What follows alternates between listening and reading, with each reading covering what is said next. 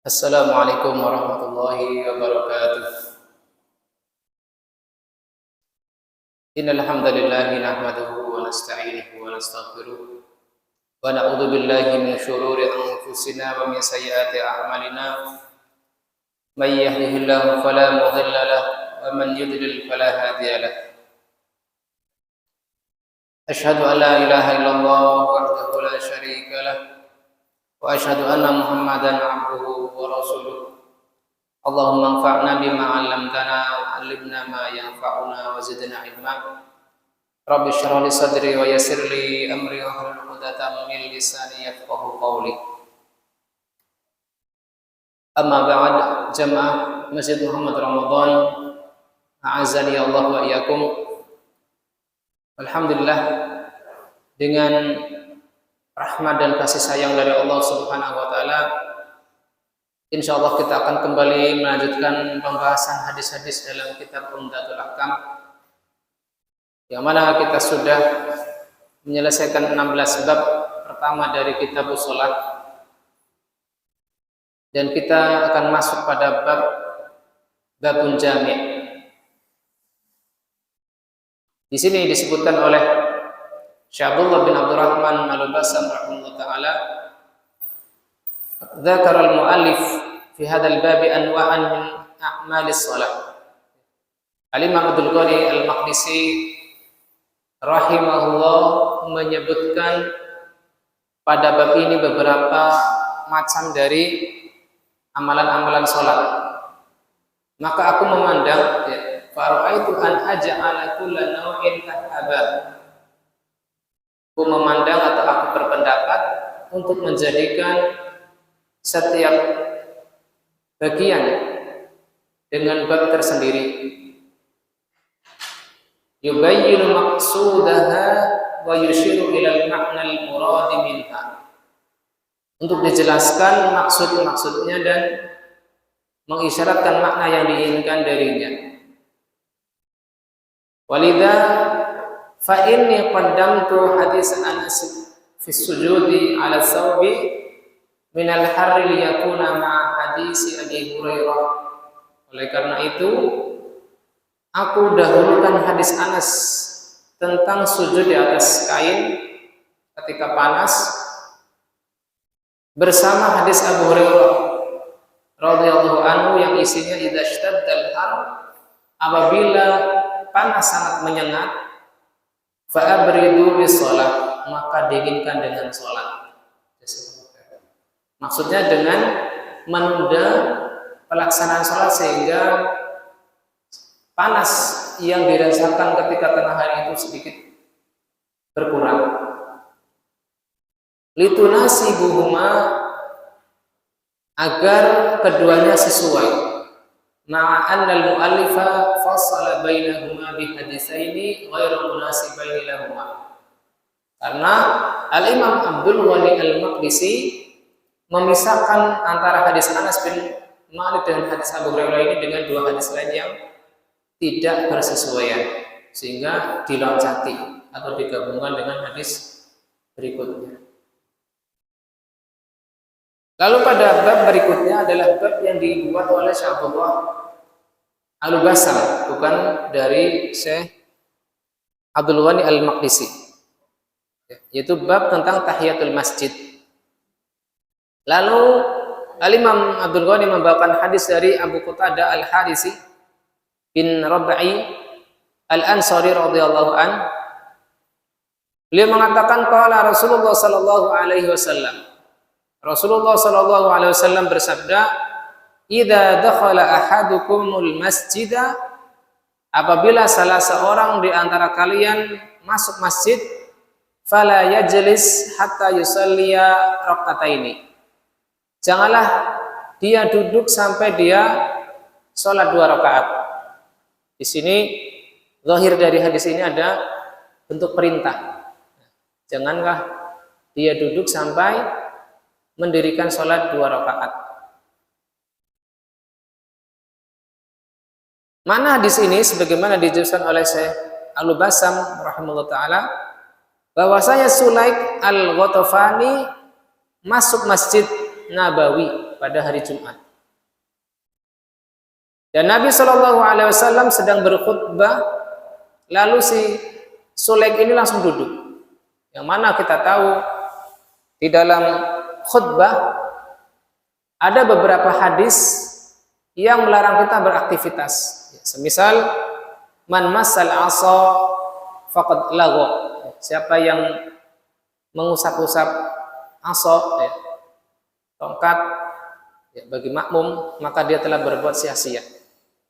Atau hadis yang sering kita dengar di dalam khutbah Jumat, di saat momen Jumat, idza qulta li sahibika ansit wal imamu yaktubu qad laghaw. Apabila engkau mengatakan kepada teman di sisimu, diam, sedangkan imam sedang berkhutbah, maka engkau telah berbuat sia-sia. Sehingga mafhum dari kedua hadis tersebut, ketika imam sedang berkhutbah, kita tidak boleh melakukan apapun yang memalingkan konsentrasi kita, fokus kita dari mendengarkan khutbah Jumat. Entah itu dengan berzikir, entah itu dengan membaca Al-Quran, atau dengan berbicara dengan orang yang di sebelah kita. Sehingga barangkali Sulaik Al-Ghatafani ini memahami dari hadis-hadis larangan beraktivitas ketika khatib berkhutbah, langsung dia lakukan dalam bentuk langsung duduk mendengarkan khutbah. Fa'amarahu Nabi sallallahu alaihi wasallam an yaquma wa ya'ti bi rak'ataini. Tetapi ternyata apa? Rasulullah sallallahu alaihi wasallam memerintahkan Sulaik ini untuk berdiri dan mengerjakan sholat 2 rakaat. Lalu beliau memberitakan atau mengabarkan bahwasanya masjid-masjid adalah memiliki kehormatan. Lil masjid hurmatan wa taktiron. Anna lil masajid hurmatan wa taktiron. Bahwasanya masjid memiliki kehormatan dan kemuliaan. Fa innalaha ala dakhiliha tahiyyah. Dan masjid ini memiliki penghormatan dalam bentuk salam. Salamnya itu bentuknya adalah sholat 2 rakaat. Wa hiya alla yajlisa hatta yusalliya rak'ataini. Bentuk salamnya adalah hendaknya orang yang masuk ke dalam masjid tidak langsung duduk, tetapi sholat dulu 2 rakaat. Lidza fa innahu lam yu'dzar wala hadha alladhi jalasa li sim'i khutbatil jum'ah min lisanihi sallallahu alaihi wasallam. Sehingga dari sini barangkali alasan Sulaik ingin mendengarkan khutbah itu tidak berikan udzur oleh Nabi sallallahu alaihi wasallam. Walaupun sudah sempat duduk, tetapi tetap disuruh untuk berdiri kembali dan melaksanakan sholat. Jadi sholat tahiyatul masjid sendiri tidak gugur dengan sebab orang itu sudah duduk. Walaupun perintah Nabi fala yajlis hatta yusalliya bi rak'ataini.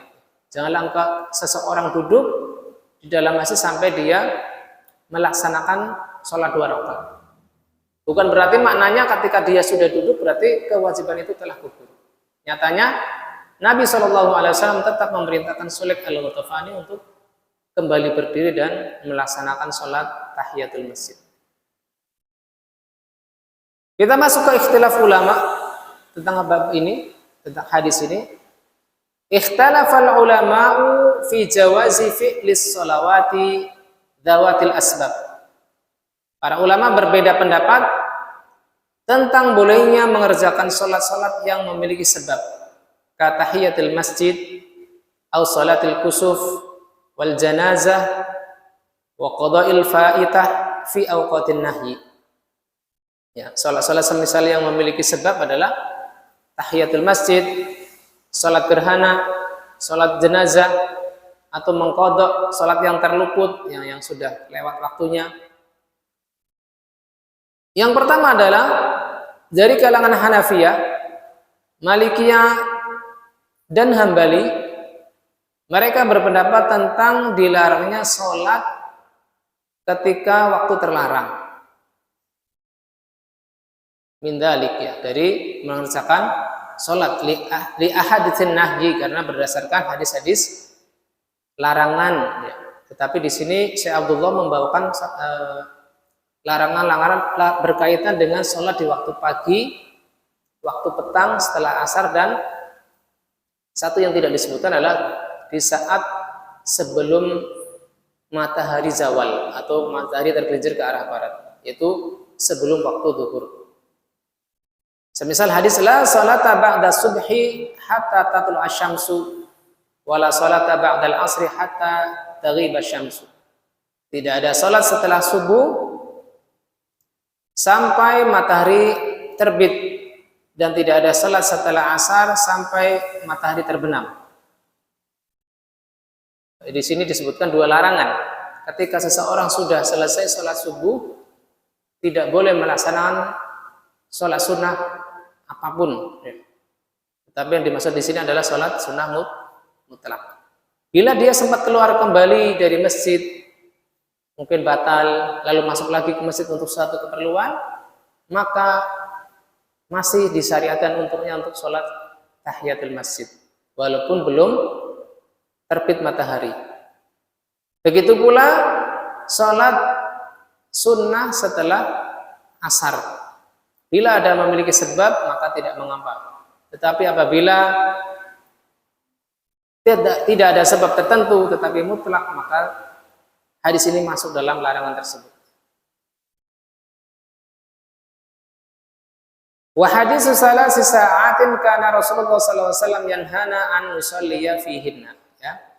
Dan hadis tentang 3 waktu yang Nabi sallallahu alaihi wasallam melarang kita untuk sholat di dalamnya. Itu tadi sholat waktu setelah subuh, waktu sebelum zuhur, qabla zuhur, waktu ketika matahari tepat di atas kepala, dan yang ketiga adalah waktu setelah asar. Ini pendapat pertama, itu dilarang sholat sunnah pada waktu-waktu terlarang. Walaupun di sini sisi pendalilnya sepertinya kurang tepat, karena waktu zuhur itu bukan waktu yang terlarang sebenarnya kalau dari hadis-hadis ini.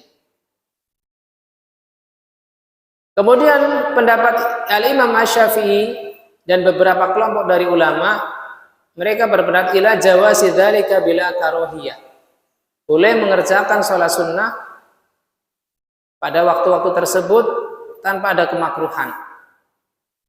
Dan ini adalah wa huwa riwayatun anil imami Ahmad, satu riwayat dari Imam Ahmad. Ini menunjukkan apa? Imam Ahmad memiliki 2 pendapat. Satu pendapat yang melarang dan satu pendapat yang membolehkan. Ya, semisal pendapatnya Imam Syafi'i ada qaulun jadid dan qaulun qadim. Yang mana ini dipilih, ya, ikhtaraha Syekhul Islam Ibnu Taimiyah, dipilih oleh Syekhul Islam Ibnu Taimiyah mustadilina bihadzal hadis, berdalilkan dengan hadis ini, ya, hadis Abu Qatadah Al-Harisi. Semisal hadis lain, man nama an witrihi aw nasiyahu falyusallihi idza dzakara. Barang siapa tertidur dari witirnya, maksudnya tertidur sebelum melaksanakan witir, atau dia terlupa, maka sholatlah ketika dia mengingatnya. Apabila seseorang sudah memiliki wirid harian, senantiasa mengerjakan witir, lalu dia ternyata tertidur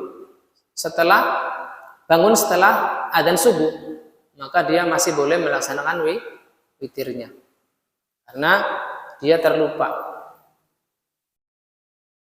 Wa kullun minal adillati tarafaini amun min wajhin. Semuanya dari dalil-dalil dari 2 pendapat tersebut yang melarang dan membolehkan itu umum dari satu sisi. Wa khasun min wajhin akhar. Tetapi khusus dari sisi yang lain. Illa anna fi ibahatis salawati dawatil asbabi fi hadzal awqat i'malan lil adillati kulliha. Kecuali bahwasanya pembolehan salat-salat yang memiliki sebab, salat-salat yang memiliki sebab apa saja, Mas Rian? Nimta ya Ustaz? Masya Allah. Salat yang memiliki sebab apa contohnya? Salat yang memiliki sebab. Tadi saya sebutkan beberapa.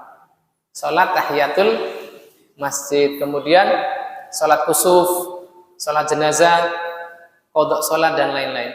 Ya.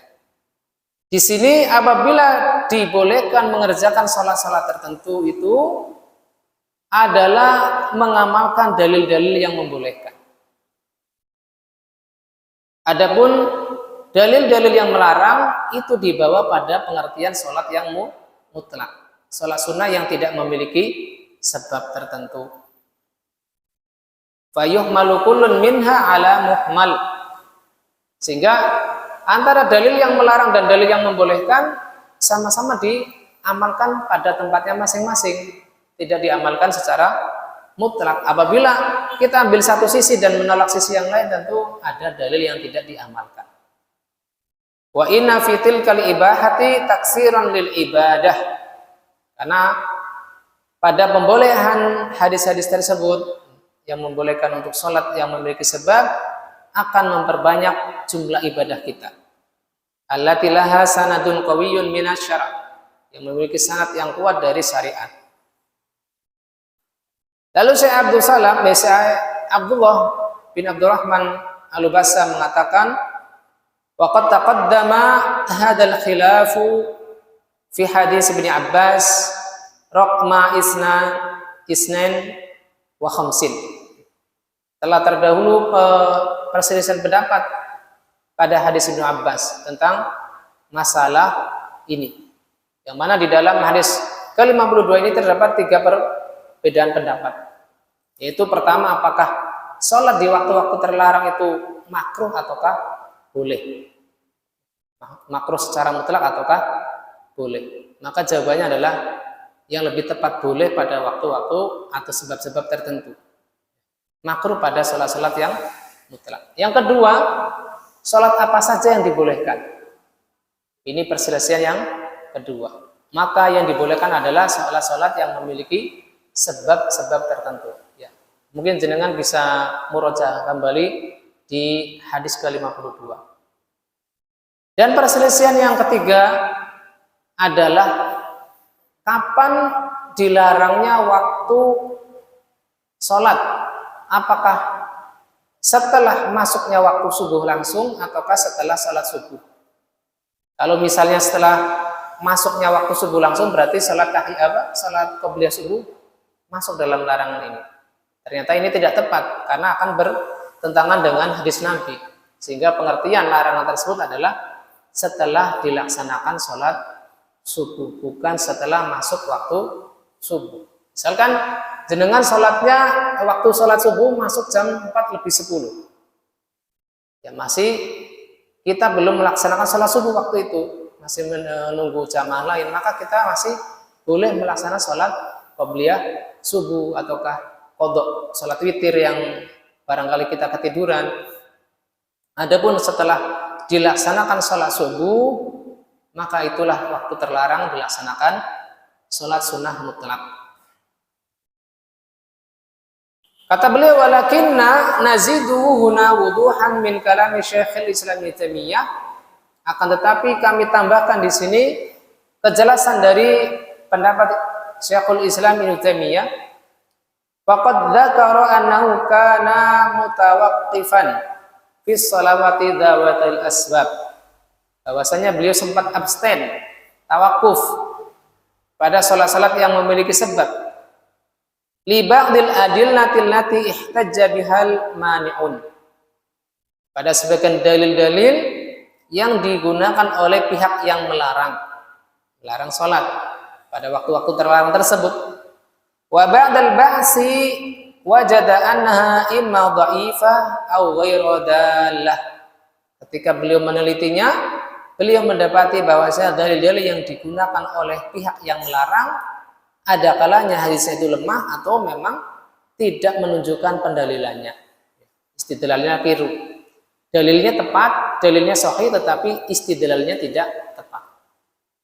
Semisal hadis Nabi sallallahu alaihi wasallam, "Idza dakhala ahadakumul masjid fala yajlisa hatta yusalli rak'ataini." Semisal hadis yang kita bahas ini, hadis ke-107. Kata beliau, fa innahu amun la khususa fiha. la khususa fihi. Hadis ini adalah umum dan tidak ada kekhususan di dalamnya. Adapun hadis-hadis larangan seluruhnya adalah hadis yang khusus. Maka kaidah menurut beliau fawajabat taqdimul am alladzi la khususa fihi. Maka wajib didahulukan dalil yang umum, yaitu salat sunat tahiyatul masjid walaupun di waktu-waktu terlarang yang tidak ada pengkhususan di dalamnya. Karena ini adalah menjadi hujjah menurut kesepakatan para salaf. Waqad sabata anna Nabiy sallallahu alaihi wasallam, dan telah sabit dari Rasulullah sallallahu alaihi wasallam beliau memerintahkan salat tahiyatul masjid bagi orang yang masuk ketika khutbah, bagi orang yang masuk masjid ketika ada khutbah, yaitu hadis ini, hadis Sulaik al-Ghatafani. Adapun hadis Ibnu Umar di dalam Sahih Bukhari dan Muslim, la tataharrau li salatikum tulu'a syamsi wala ghurubuha. Janganlah kalian mencari-cari untuk salat kalian setelah terbitnya matahari ataupun setelah terbenamnya. Maksudnya jangan menunda-nunda sampai misalkan sholat subuh sampai terbit matahari ataukah salat asar sampai terbenamnya matahari. Kata beliau, wahada inna ma yakunu fit tatawwu al-mutlaq. Kata beliau adalah larangan tersebut terdapat pada sholat-sholat sunnah yang mutlak, bukan sholat-sholat yang dawul asbab, sholat-sholat yang memiliki sebab tertentu. Waqad sabata jawazu ba'di dawatil asbabin nas. Bahkan dibolehkan sebagian sholat yang memiliki sebab, ya, dan pembolehnya berdasarkan teks dari hadis-hadis Nabi. Semisal 2 rakaat tawaf, ya, 2 rakaat tawaf itu setelah tawaf 7 putaran dan sholat di maqam Ibrahim. Wa sholatul mu'ada ma'a imamil hayyi, dan sholat yang diulang kembali, ya, dalam bentuk sunnah bersama imam yang tinggal di lingkungan, ya, semisal sholatnya Mu'ad bin Jabal ketika beliau sholat bersama Rasulullah SAW di Masjid Nabawi, lalu ketika pulang beliau ikut sholat isya kembali di kampungnya. Sebagiannya dengan nas dan ijma, semisal sholat jenazah setelah waktu asar, ini juga boleh. Wa idza nadhara fi muqtadal jawazi lam tujad lahu illatun illa kaunu sholati dzati asbab. Apabila melihat pada konsekuensi kebolehan, maka tidak didapati alasan dibolehkannya sholat-sholat tersebut, melainkan ada sebab-sebab tertentu yang menjadikannya dia boleh dilaksanakan pada waktu-waktu terlarang.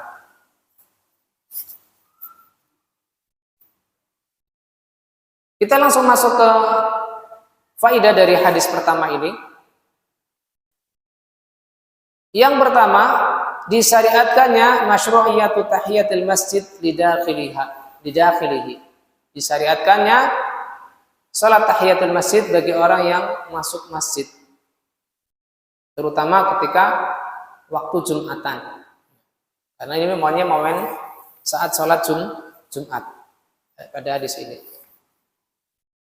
Wa dhaba ila wujubiha adh-dhahiriyatu. Bahkan kalangan Dhahiriyah, yaitu Abu Daud Adh-Dhahiri, Ibnu Hazm itu mewajibkannya karena sigonya sigoh nahili lil julus.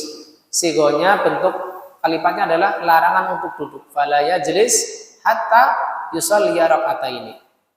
Tapi yang benar adalah mustahab saja, tidak sampai wajib. Wal jumhur dhahabu ila istihbabiha. Adapun mayoritas ulama berpendapat bahwasanya perintah dalam hadis ini dibawa pada perintah mustahab, bukan sampai wajib. Faidah kedua, annaha masyru'iyatu lidakhilil masjid. Annaha masyru'atun lidakhilil masjid fi kulli waqtin. Bahwasanya salat sunat tahiyatul masjid itu disyariatkan bagi orang yang masuk masjid pada seluruh waktunya, pada seluruh waktunya. Apakah itu di waktu-waktu dibolehkan sholat ataukah di waktu-waktu terlarang. Berdasarkan keumuman hadis tersebut. Walau kana waktu nahyin li umumil hadis. Yang ketiga, istihbabul wudu'i li dakhilil masjid. Disunahkan berwudu bagi orang yang ingin beraktivitas di masjid. Kenapa? Li'alla tafawathu hadhihi salatu al-ma'mur biha. Agar tidak terluput dari melaksanakan salat tahiyatul masjid sebelum duduk di dalamnya. Karena salat ini adalah diperintahkan oleh Nabi Muhammad SAW. Semisal mau ada pelajaran di dalam masjid, ya, mau ada rapat, ada musyawarah, hendaknya ketika kita menggunakan area masjid, maka biasakan untuk salat tahiyatul masjid terlebih dahulu. Yang keempat, qayyadal ulama'u al-masjid al-harama bi anna tahiyatahu at-tawaf. Ulama memberikan batasan atau mengaitkan khusus untuk Masjidil Haram bahwasanya tahiyatul masjidnya itu dengan tawaf, itu mengelilingi Ka'bah. Mengingat apa? Dengan menjadikan sisi Ka'bahnya ada di sebelah kiri kita, bukan searah dengan jarum jam, tetapi berlawanan dengan jarum jam. Lakin malam yurid tawaf au yashukku alaihi fala yanbaghi an yada'a as-shalah. Akan tetapi barang siapa yang tidak ingin tawaf ataukah merasa berat karena mungkin terlalu berdesak-desakan saat itu, maka jangan sampai meninggalkan salat 2 rakaat. Bal yusolli raka'ataini. Ya, kita sudah selesai membahas bab tahiyatul masjid. Sebelum saya masuk ke bab nahi anil kalami fi shalah, barangkali ada yang mau ditanyakan sebelum kita masuk ke bab berikutnya. Ya, kita jeda terlebih dahulu. Tafadhalu bila memiliki muskilah, permasalahan yang barangkali tidak dibahas di kitab ini. Oke, Pak. Yang mana, Ustaz? Sebelum tahiyatul masjid ya? Wa qad istaqarra syar'u. Inna syamsa wal qamara ayatun min ayatin. Oh iya ya ini. Bentar, Ge. Bismillah.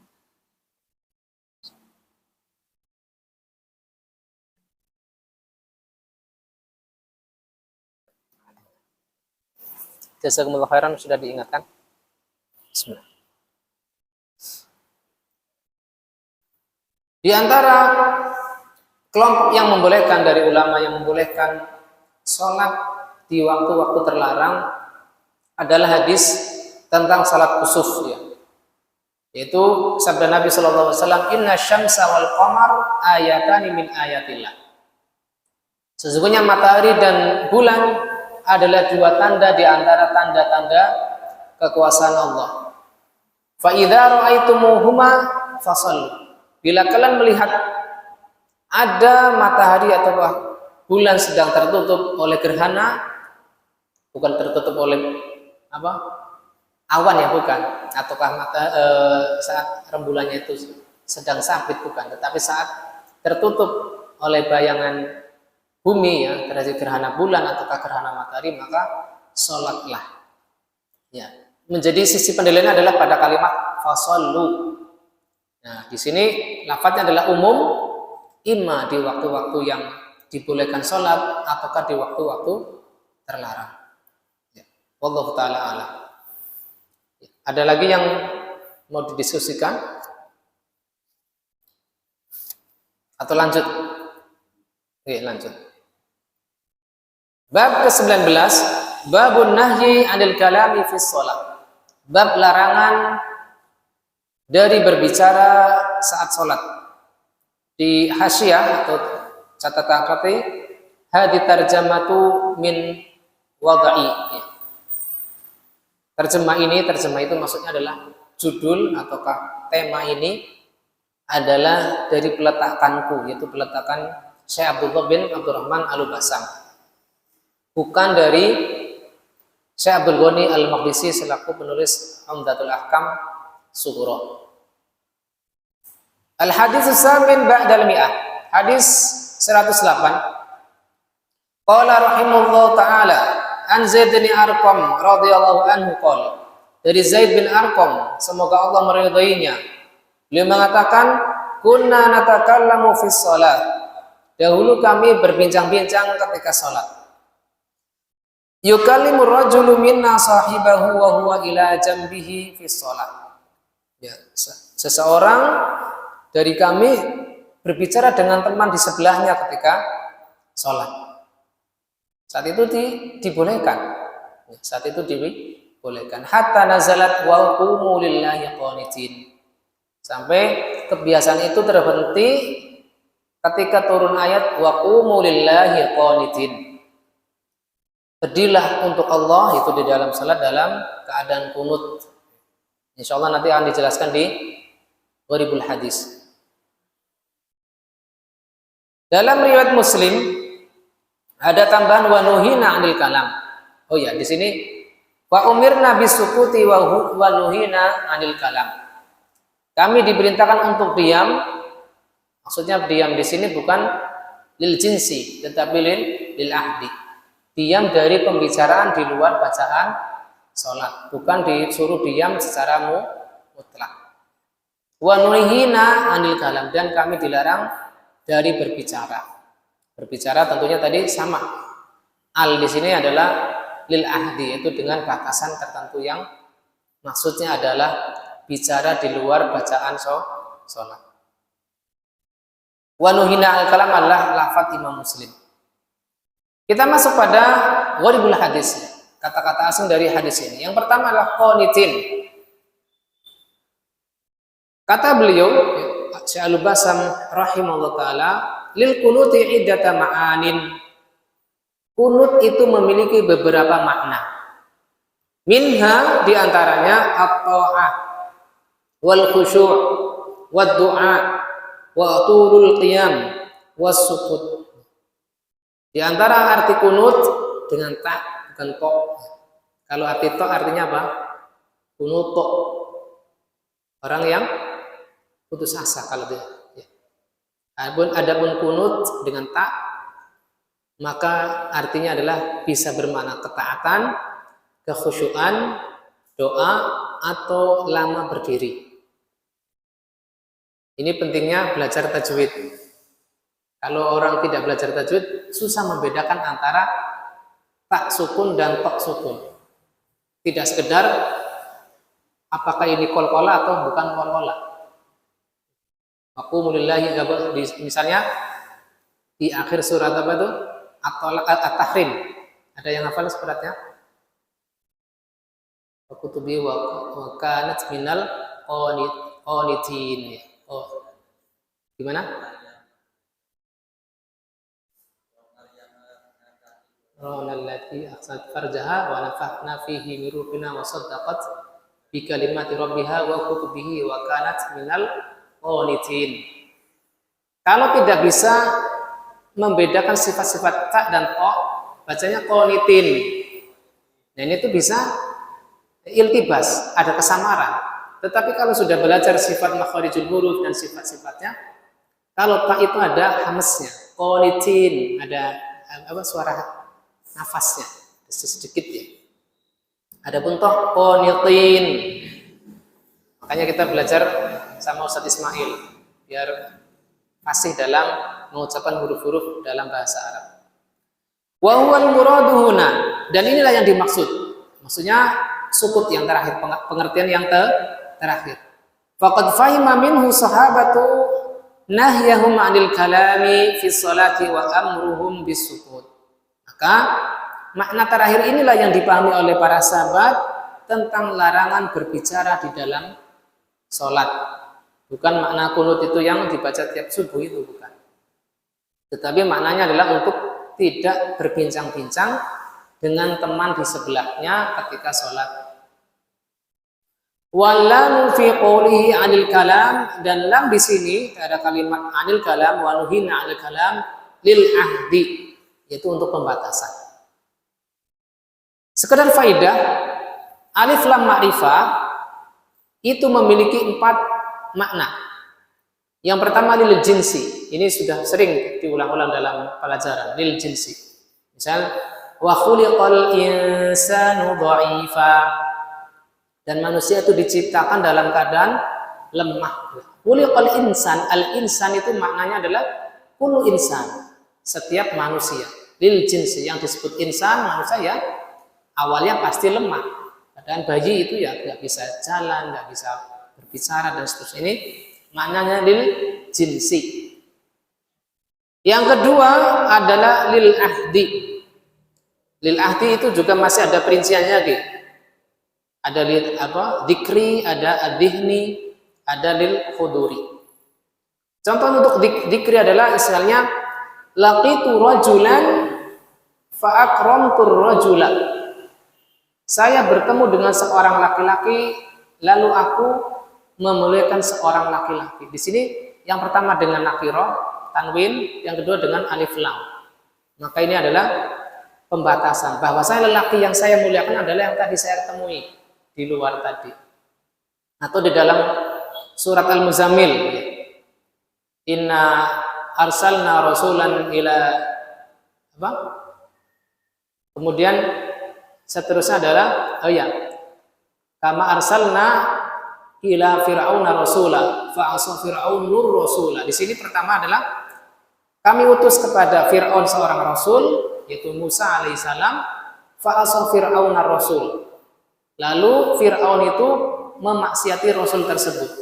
Jadi sisi pertama itu disebut dalam bentuk tanwin, dan pada ayat berikutnya disebutkan tanpa tanwin dan ditambahi alif lam. Alif lam di sini adalah maksudnya ada lidzikri, untuk sebagai pengingatan. Yang kedua maknanya lidzihni, maksudnya sudah dipahami secara pikiran. Contoh idhuma fil ghor, pada ayat idhuma fil ghor, ketika keduanya yaitu Rasulullah dan Abu Bakar di dalam sebuah gua. Gua di sini bukan gua Hira, tetapi gua Sur, ketika beliau berdua hendak hijrah ke Madinah. Di sini disebutkan dalam bentuk alif lam. Berarti sudah dipahami bahwasanya gua di situ adalah gua Sur. Bagi orang yang sudah belajar sirah nabawiyah, kalau belum ya belum masuk ke dalam pikiran. Yang ketiga adalah lil huduri, yang hadir saat itu.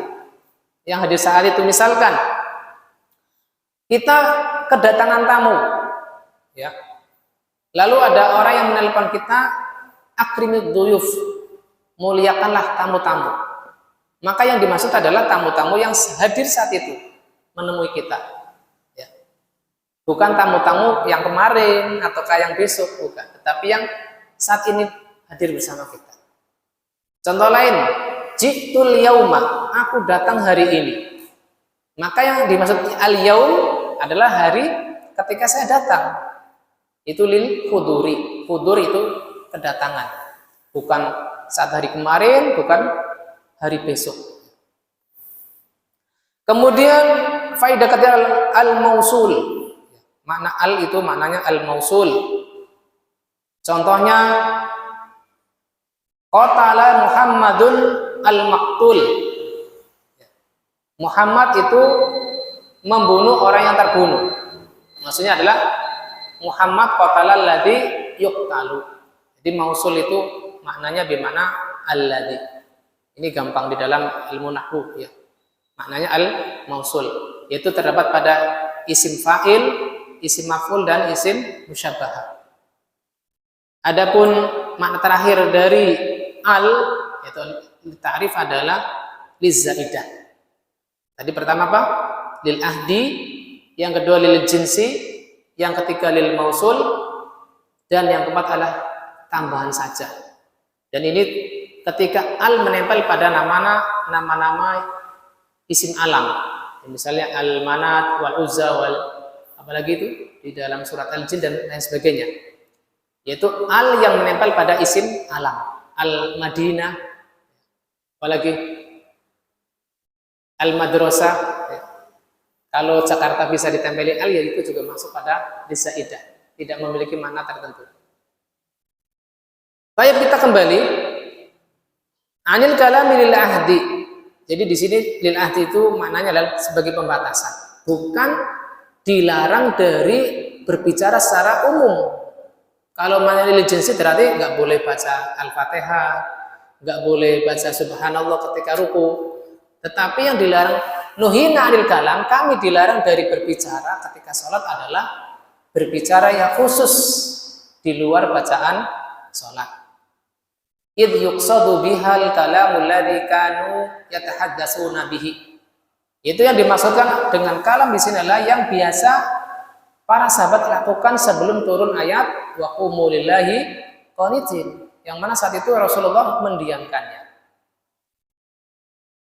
Oke, kita jeda terlebih dahulu, ngapunten kita sambung setelah Isya biidznillah taala. Sallallahu ala nabiyina Muhammad wa ala alihi wasallam.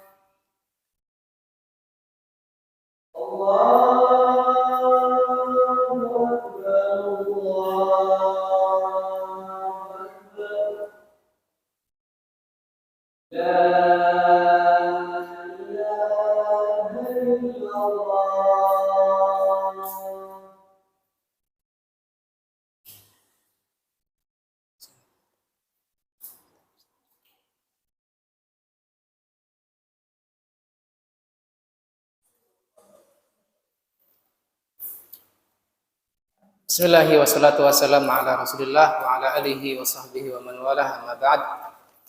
Kita lanjutkan pada makna umum dari hadis ke-108 ini, bahwasanya Zaid bin Arqam menyebutkan bahwa muslim dahulu, kaum muslimin di sini adalah para sahabat di masa Rasulullah, pada awal mereka disyariatkan sholat, mereka berbicara di dalam sholat, berbicara dengan teman-teman di sebelahnya dengan kadar sesuai dengan kebutuhan mereka.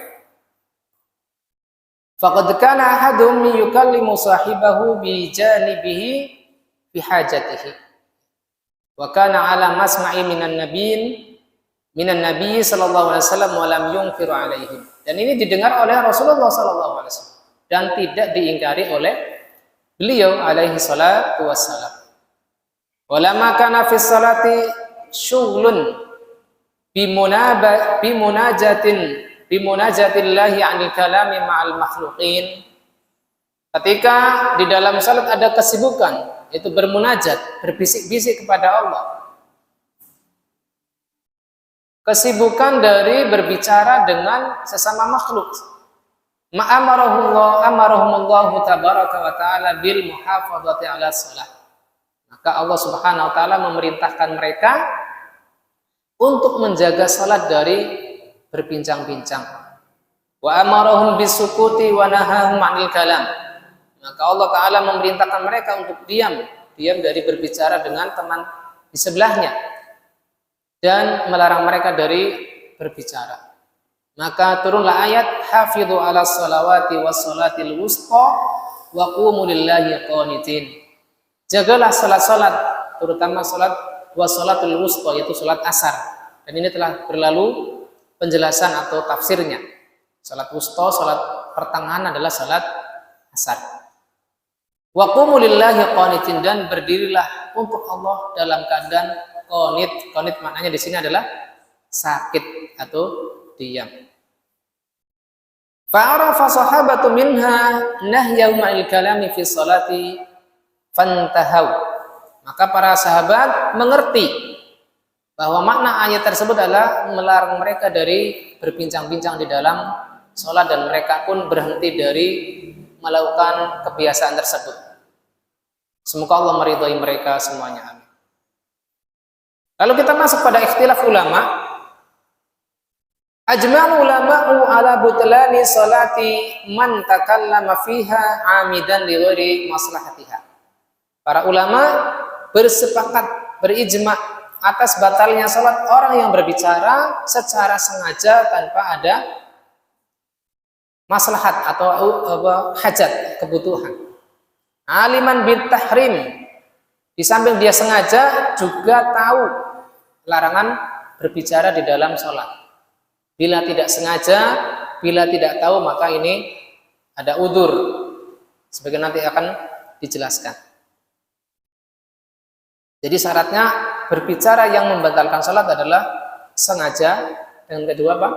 Tahu tentang larangan tersebut. Waqtalafu fis sahi wal jahil wal mukrah wan naim wal muhaddar lil dharir wal mutakallim li maslahatiha. Adapun para ulama berbeda pendapat, orang yang berbicara karena lupa, wal jahil, tidak tahu atau dipaksa berbicara oleh orang yang tidak sholat lalu mengganggunya, memaksanya dia berbicara. Orang yang tidur, barangkali ketika tidur dia mengigau. Apa bahasa Jawanya?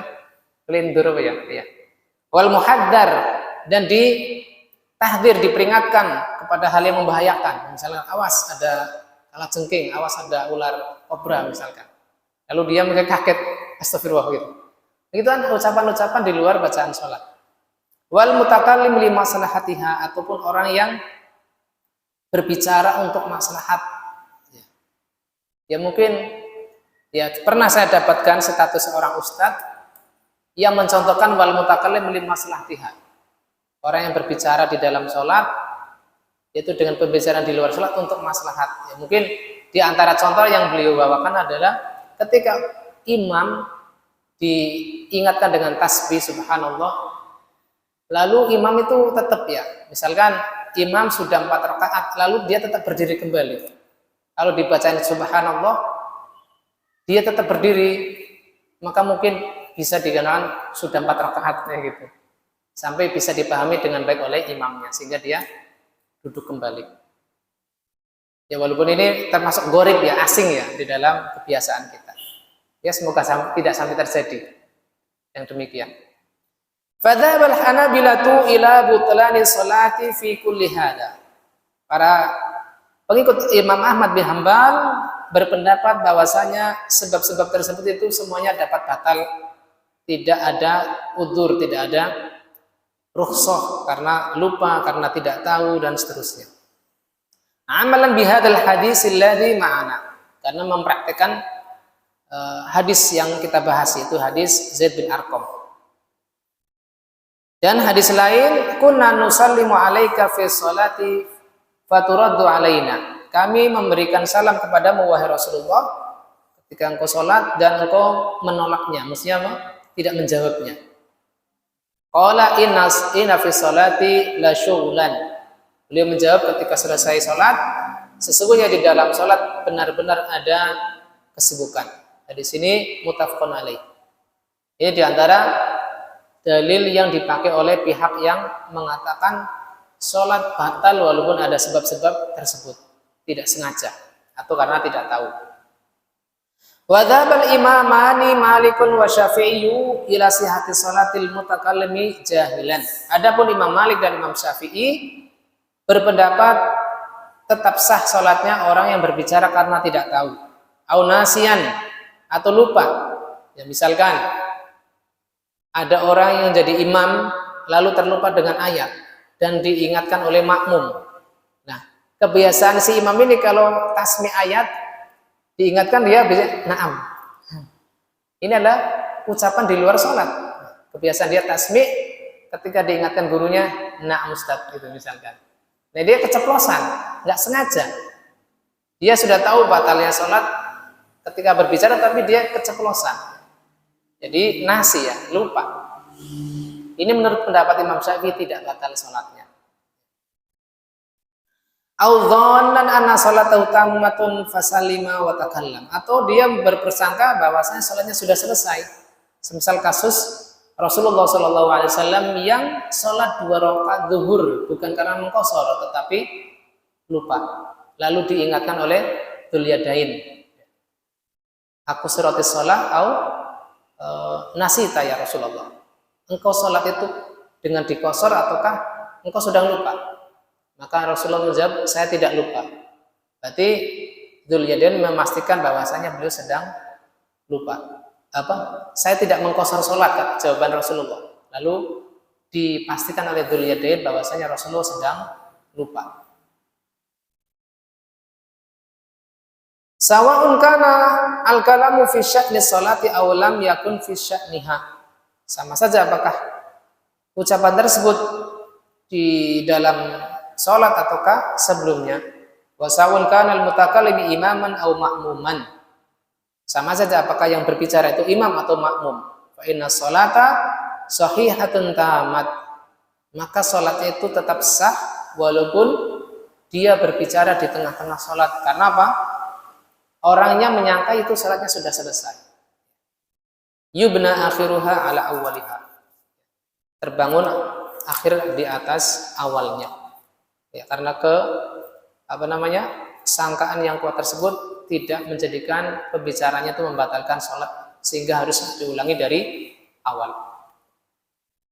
Wa madzhaba ilaihi al-imamani Malik wa Syafi'i, dan apa yang dijadikan pendapat oleh 2 imam min adami qat'i sholati bi kalamil jahil, tidak terputusnya sholat dengan ucapan orang yang tidak tahu, bahwasanya itu bisa membatalkan oleh orang yang lupa. Wal muhadzar, orang yang diperingatkan atau memperingatkan mungkin. Wal mutakallim li maslahatiha, orang yang berbicara di dalam salat karena ada maslahat tertentu. Ba'da salam, setelah salam. Qabla itmamiha, sebelum selesai salat tersebut. Dhahaba ilahi aidan al-Imam Ahmad fi riwayatin qawiyah. Begitu pula Imam Ahmad dalam riwayat yang lain, ya, yang mana ini tidak masyhur dari madhab beliau.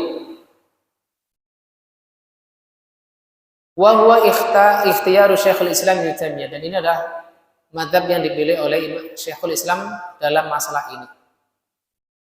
Dalilnya adalah diantaranya hadis Dzul Yadain, ya, sebagaimana tadi sudah saya ceritakan.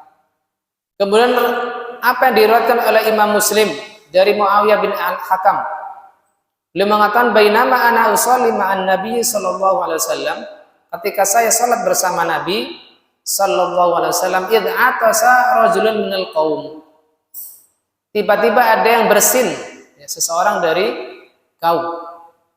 Faqultu yarhamukallah, yang tentunya orang itu setelah bersin mengucapkan alhamdulillah, ya, karena kan kita tidak disyariatkan mengucapkan yarhamukallah ketika yang bersin tidak membaca alhamdulillah. Ya, secara hukum bacaan alhamdulillah ketika sehabis bersin di dalam salat itu syar'i, tidak membatalkan salat. Karena alhamdulillah itu adalah bagian dari zikir salat. Jadi tidak masalah ketika kita salat bersin baca alhamdulillah di luar bacaan Al-Fatihah. Tetapi mendoakan yang lain, yarhamukallah, ya, dengan khitab ka di sini, semoga Allah merahmatimu, maka di sini secara asal membatalkan salat. Faromanil qaumu bi absarihim, maka orang-orang melihatiku, ya. Wa qultu wa suklahu, ya, ucapannya adalah celaka ibumu, ya. Berarti kalian itu ngapain lihat saya, gitu kan, ibaratnya bahasa itu. Masya'nukum tangdurun, ya. Apa urusan kalian mau lihatiku, ya. Faja'alu yadribun bi aidihim ala afkhadhihim, maka orang-orang yang melihat ini mengisyaratkan dengan memukul paha-paha mereka. Fama ra'aitum yusmituni lakini sakattu, ya, ma ra'aituhum yusmituni, ya. Jadi bahwasanya aku tidak melihat mereka mendiamkan pun dengan ucapan langsung, tetapi dengan isyarat. Lalu setelah diberi isyarat tersebut, Muawiyah bin Al-Hakam pun diam. Falamma shalla Rasulullah sallallahu alaihi wasallam, ketika Rasulullah sallallahu alaihi wasallam selesai dari salatnya, yaitu salat di sini adalah yuridu atama salatahu. Ketika Rasulullah sallallahu alaihi wasallam selesai dari salatnya, beliau bersabda, inna hadis salat la yasluhu fiha syai'un min kalamin nas. Bahwasanya salat ini tidak bisa dimasuki sesuatu pun dari ucapan manusia. Maksudnya ucapan manusia adalah ucapan obrolan di luar bacaan salat. Ya, falam ya'murhu bil i'adah. Tetapi di sini Rasulullah SAW tidak memerintahkan Muawiyah bin Al-Hakam mengulangi salatnya. Padahal di sini beliau sempat mengatakan yarhamukallah, lalu mengatakan wasuklahu ma sya'nukum tangduruni, apa urusan kalian mengelihatiku. Itu kan bacaan di, ya, ucapan-ucapan di luar sholat. Tetapi Rasulullah tidak memerintahkan Muawiyah untuk mengulangi sholatnya. Kemudian hadis lain, wa'afiya li ummati 'anil khata' wa nisyan wa mastukrihu alaihi, dimaafkan untuk umatku ketika salah, lupa dan dipaksa atasnya. Dan hadis-hadis lain yang sahih. Sehingga pendapat yang kuat adalah pendapat Al-Imam Malik dan Imam Syafi'i dalam hal ini. Itu hadis-hadis tentang batalnya sholat ketika berbicara adalah ketika dia sengaja dan tahu. Adapun ketika dia tidak tahu dan tidak sengaja, maka tidak batal sholatnya. Wa hadisul bab wa nahwu mahmulun 'alal 'amid al-'alim bitahrim. Kemudian perselisihan pendapat kedua, yaitu apakah meniup sesuatu, ya, fuh gitu, binafhi wa nahnaha, berdehem ketika misalnya menahan batuk, ya, ta'awuh, yaitu merintih, ya, mungkin karena bacaannya membuat dia menangis, ya. Kemudian wal anin, mengerang, ya, itu juga sama akibat tangisan. Wal intihab, meratap, dan semisalnya apakah membatalkan sholat ataukah tidak. Sebagian dari ulama, dan ini yang masyhur dari madzhab Hambali, kemudian Imam madzhab Syafi'i, ila annahu yubtilus sholat idan tadhamma minhu harfan. Semua itu bisa membatalkan sholat bila tersusun dari deheman itu, kemudian rintihan dalam tangisan itu membentuk 2 huruf, ya, minimal membentuk 2 huruf. Fa illam yantazim minhu harfan au kan lintihabu bin khasyatillah, maka tidak membatalkan sholat. Awit tanahnuh lihajatin, ataukah berdehem karena ada keperluan, ya misalnya kan sangat kering tenggorokannya sehingga begitu, maka ini tidak batal menurut pendapat pertama ini. Famadhabul Hanabilah, dan ini pendapat Hanabilah yang lain yang tidak masyhur dari pendapat mereka, annahu la yubtilus shalah. Semua itu tidak membatalkan sholat. Dan ini yang dipilih oleh Syekhul Islam Ibnu Taimiyah. Walau bi anna minha harfan, walaupun deheman tersebut itu bisa membentuk 2 huruf, kan em ya. Atau mungkin hamnya ini masuk dalam huruf-huruf Arab ya mungkin. Li'anna laysat min jinsil kalam. Alasannya itu bukan termasuk ucapan yang bisa dimengerti. Fala yumkin qiyasuha 'alal kalam, dan tidak mungkin dikiaskan, dianalogikan ke dalam ucapan. Wa hukiya adamil butlani riwayatan alil imamain, dan diriwayatkan ini contohnya tidak batalnya sholat dari riwayat Imam Malik dan Ahmad berdasarkan hadis Rasulullah Sallallahu Alaihi Wasallam, yaitu Ali, yang datang dari Ali. Kan Ali min Rasulullah Sallallahu Alaihi Wasallam madkhalani bil laili wa nahar.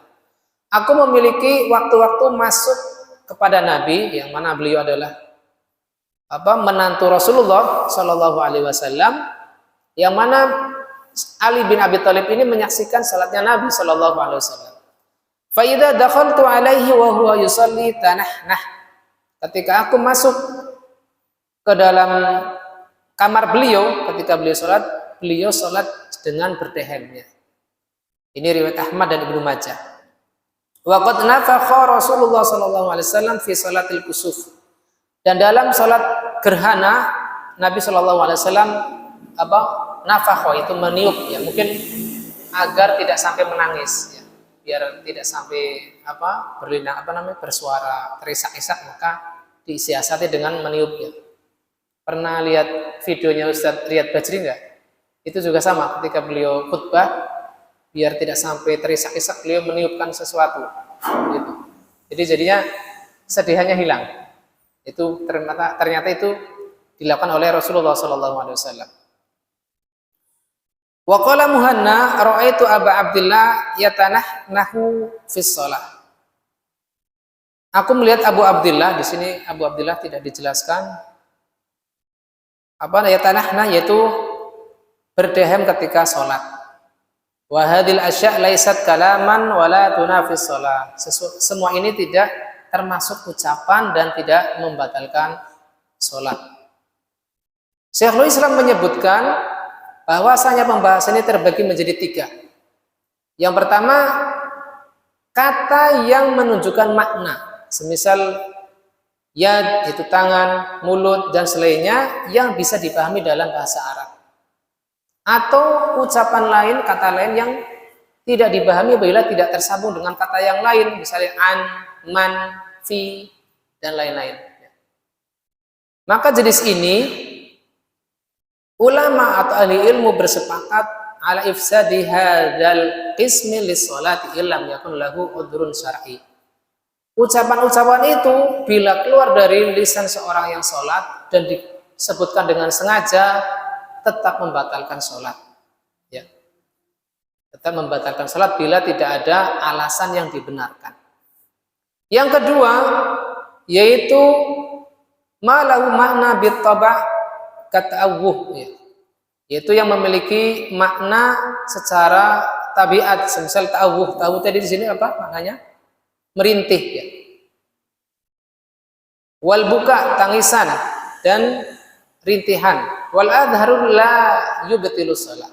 Yang kuat pendapatnya ya pada saat jenis kedua ini adalah tidak membatalkan salat karena bukan termasuk dari ucapan di dalam bahasa allati khatabana biha Rasulullah sallallahu alaihi wasallam. Itu yang mana Rasulullah sallallahu alaihi wasallam berbicara kepada kami, yaitu para sahabat.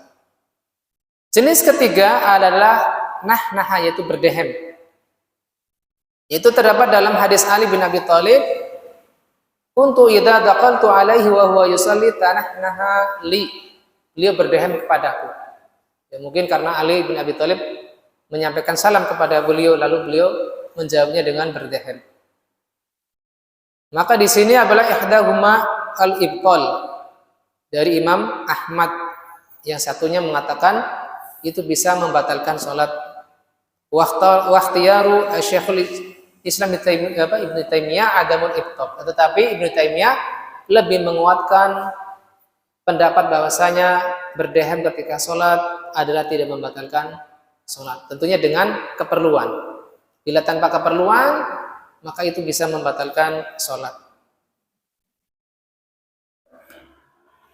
Kata beliau, wal adharu anna salatatu tubtilu bil qahqahah. Ini adapun tertawa terbahak-bahak, maka ini bisa membatalkan salat.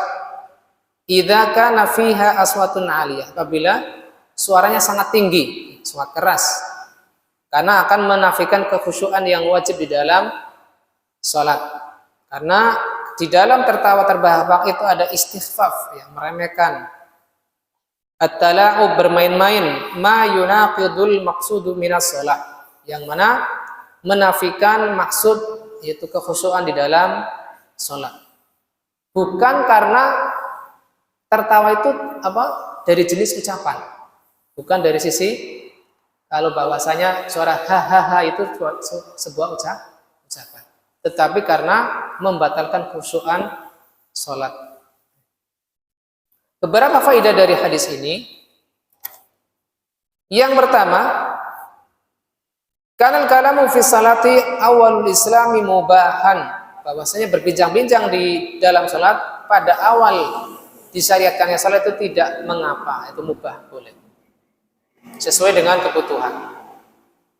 Yang kedua, tahrimul kalami fi salat, diharamkannya ucapan di dalam salat setelah turunnya ayat wa qumu lillahi qanitin, dan berdirilah untuk Allah dalam keadaan diam. Dan tentunya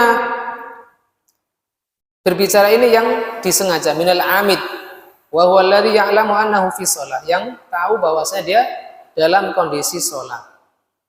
Wa anal kalama fiha muharram, dan ucapan di dalamnya kepada orang lain adalah haram. Yang ketiga, annal kalama ma'a hurmatihi mufsidun lis-salati li'anna nahya yaqtadil fasad. Ucapan apapun walaupun isinya itu bagus, semisal yarhamukallah tadi, tetap membatalkan salat karena ada larangannya, dan larangan itu berkonsekuensi pada rusaknya hal yang dilanggar.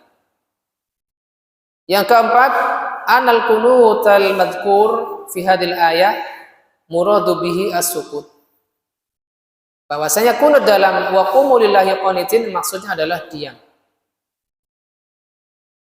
sebagaimana dipahami oleh para sahabat. Yang kelima, anal ma'na alladhi hurima min ajlihi kalam huwa talabul iqbali ala Allah fi hadil ibadah. Makna diharamkannya ucapan di dalam sholat, hikmahnya adalah agar orang-orang di dalam sholat itu mengarahkan perhatiannya kepada Allah, mengarahkan konsentrasinya kepada Allah ketika ibadah. Wattaladud bimunajatihi, dan merasakan kenikmatan dengan berbisik-bisik atau bermunajat kepada Allah Subhanahu wa taala. Fal yuhras ala hadzal makna sami. Maka hendaknya kita semangat kepada makna yang terpuji ini, yaitu kita berusaha menikmati ibadah kita. Yang keenam, pelajaran dari hadis ini adalah sarahatun naskhi fi misli hadzal hadis. Contoh nyata dari adanya nasakh di dalam Islam. Yang mana pada awal diturunkannya syariat sholat itu orang-orang boleh berbicara sesuai kadar kebutuhan. Lalu dinasah dengan turunnya ayat wa qumu lillahi qanitin.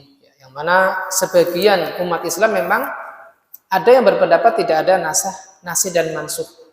Mengatakan bahwasanya kalau ada nasih dan mansukh berarti Allah lupa. Allah merevisi syariatnya dan seterusnya dengan pendapat-pendapat yang tidak bisa diterima oleh agama Islam. Wallahu ta'ala alam. Demikian yang bisa kita bawakan malam ini. Ya, karena waktu sudah mendekati waktu jam 8, saya rasa tidak ada tanya jawab. Kita tutup dengan doa kafaratul majlis. Subhanakallahumma wa bihamdik asyhadu an la ilaha illa anta astaghfiruka wa atubu ilaik. Kurang lebihnya mohon maaf. Wassalamualaikum warahmatullahi wabarakatuh.